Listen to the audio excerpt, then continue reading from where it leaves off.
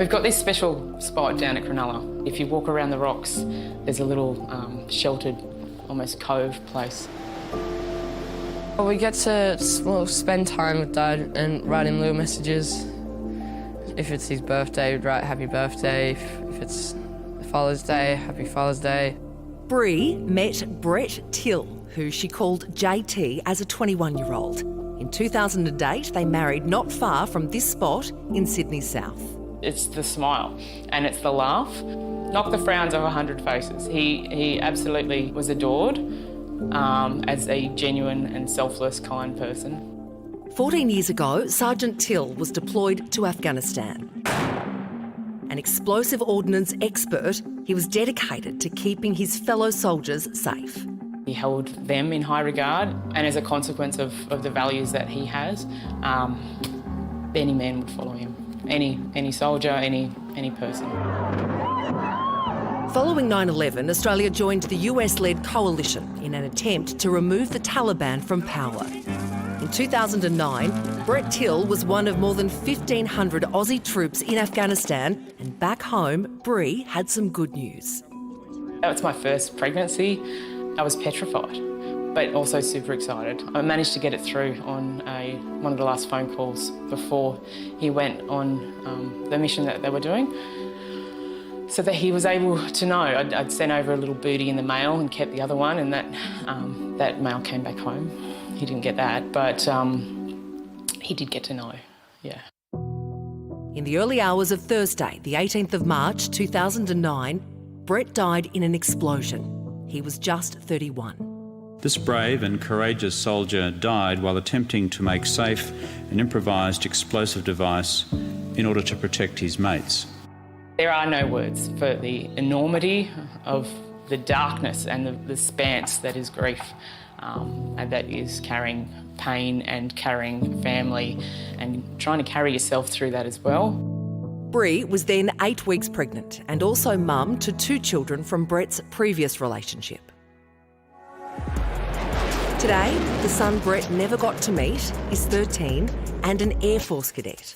He's a little rock star. He's humble and he's kind and he's generous, and he's also a pain, like a good solid 13-year-old pain, which is what we need. I don't need perfect child. I need him to tick all the milestones. But he's the kid who will hold my hand and tell me, I just love that we get to do this together. Ziggy spent last week at an RAAF base just outside Newcastle. My mum was a cadet when she was younger, and then I joined just to keep the legacy going. It's this beautiful kind of intersection between his dad and his mum, and we get to do that together. Long before joining the cadets, Ziggy was well aware of the sacrifice of service people like his father. Really proud. Yeah, he died what he loved doing, I think.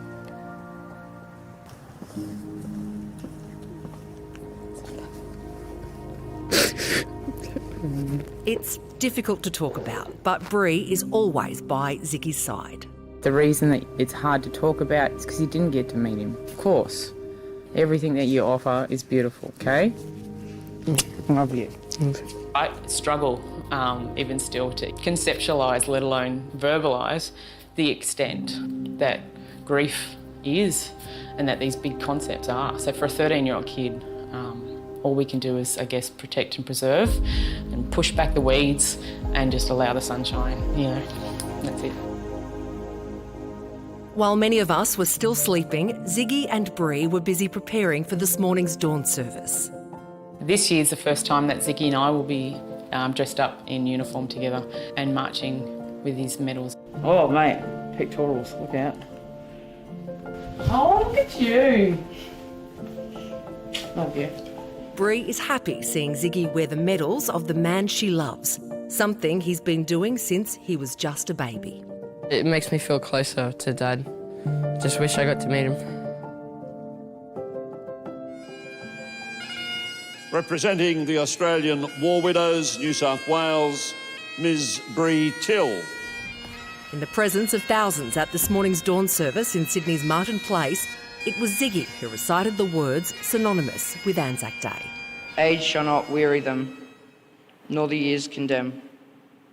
At the going down of the sun, and in the morning, We will remember them.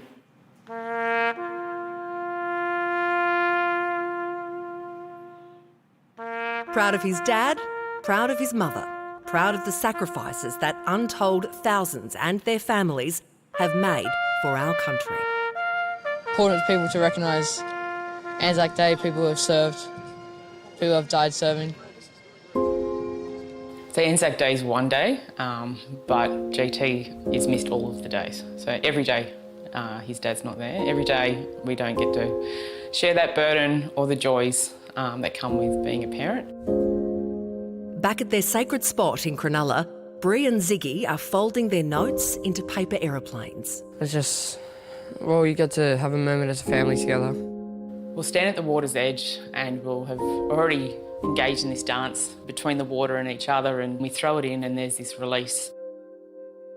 There's this moment of calm as the waves will wash over the words and push it all out and take them off into the abyss. So wherever he lies, we're always connected in that way. What a truly sad, tragic story. Yeah, I'm a mess.